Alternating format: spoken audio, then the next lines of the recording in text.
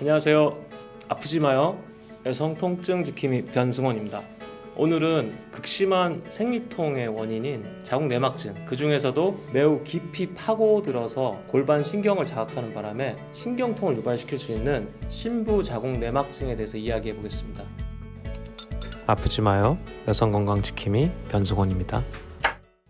생리통에 대한 얘기를 먼저 해야 되는데, 생리통 누구나 다 알고 계시잖아요, 그죠? 여자라면 누구나 한 달에 한 번씩 겪는 불유쾌한 통증입니다. 단순한 자궁 수축에 의한 통증은 대부분 여성이 가지고 있는 것들이고, 진통제 몇 알이면 모두 다 해결되는 그런 것입니다. 근데 이게 자궁 수축에 의한 통증이 아니라 골반 내부의 어떤 다른 구조물, 복막이라든지 나팔관, 난소, 방광, 자궁을 지지하고 있는 인대 중 하나인 자궁천골인데, 자궁내막증이란 조직이 깊이 파고들어서 골반 신경을 자극할 때는 평소에 느끼는 그런 찌르는 듯한 쥐어짜는 통증이 아니라 신경을 자극해 생기는 타는 듯한, 불에 댄 듯한, 그리고 저릿저릿한 그런 통증을 느끼게 됩니다. 대체로 생리통은 생리기간이 끝나면은 싹 없어지는 게 일반적이죠, 그죠? 그런데 이런 통증이 진통제를 먹어도 호전이 없거나, 혹은 아랫배가 아닌 허리나 다리, 골반 아래 주로 빠질 듯한 통증이라고 얘기합니다. 그런 통증, 두통, 오심, 울렁거림, 그리고 두근거림을 느끼는 증상을 동반할 때 시간이 갈수록 점점 생리통이 심해질 때 우리는 비정상 생리통으로 진단하고 병원에서 진찰 및 검사를 진행하게 됩니다.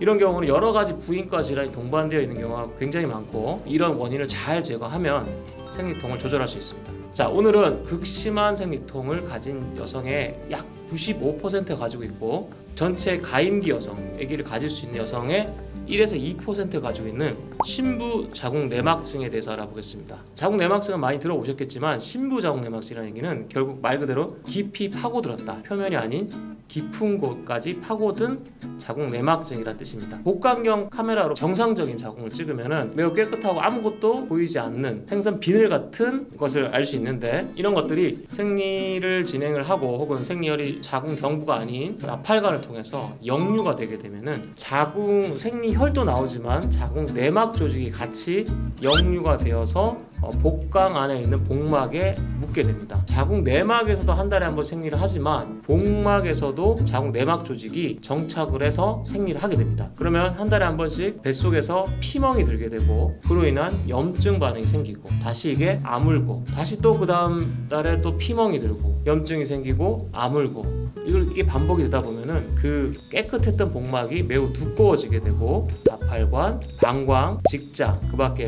신경 조직들을 다 끌어당겨서 유착을 유발시킵니다. 그 유착이 바로 밑에 있는 복잡한 골반 신경계를 직접 혹은 간접적으로 자극하게 되면은 여러 가지 증상이 발생할 수 있죠. 자, 그럼 이런 자궁내막증, 이 신부자궁내막증은 왜 생길까요? 현재까지 여러의 과학자들이 누가 자궁내막증이 생기며 자궁내막증이 신부자궁내막증이 되어서 누가 통증을 유발시키는가에 대한 정확한 원인 파악이 되어 있지 않습니다. 하지만 여러 가지 가설과 논문에 의하면 임신이라든지 골반 내 염증, 그리고 장, 복막 등의 염증이 한번 생기면 복강 내 환경의 변화가 생기고, 그로 인해서 역류되어서 자궁내막이 정착되어 있는 자궁내막증 조직이 자극이 되어서 신부자궁내막증을 유발시킨다라고 알려져 있습니다. 즉, 따라서 이 병은 예방이 불가능하고 조심한다고 해서 막을 수 있는 병이 아닙니다. 여성분들이 내가 뭘 잘못해서 심각한 병에 걸렸냐라고 물어봅니다, 보통.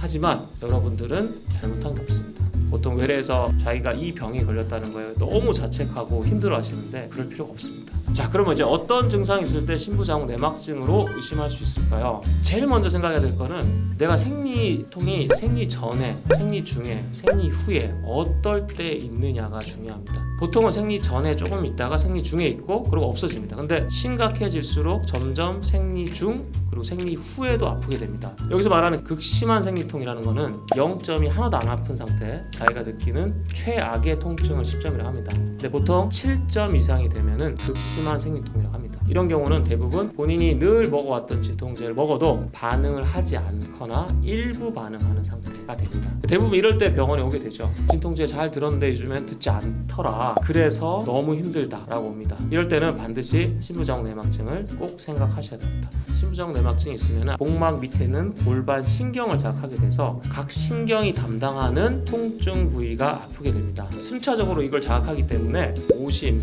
구토, 두통, 허리 통증, 아래가 저릿저릿하고 아래가 빠질 것 같은 통증이 발생합니다. 처음에는 심장 박동이 빨라지고 동공이 커지고 소화기관의 운동이 떨어지게 되죠. 그리고 온몸에 혈관이 확장됩니다. 그러면서 머릿속에 혈관이 확장되면서 두통이 발생하게 되는 거죠. 더 깊숙이 파고들면 이제 엉덩이, 그리고 둔부, 그리고 항문, 허벅지 뒤쪽 더 깊숙이 들어가면은 종아리 뒤쪽과 발가락까지 아프게 됩니다. 단순히 아픈 게 아니라 칼로 찌른 듯한 저릿저릿한 전기가 통하는 듯한 증상이 발생하게 됩니다. 보통 이런 환자분들은 정형외과에서 여러 가지 검사를 받습니다. 약도 먹고 여러 가지 시술도 하지만 좋아지지 않죠. 근데 특징이 뭐냐면 이게 평소에도 아프지만 생리 때 더 아프게 돼요.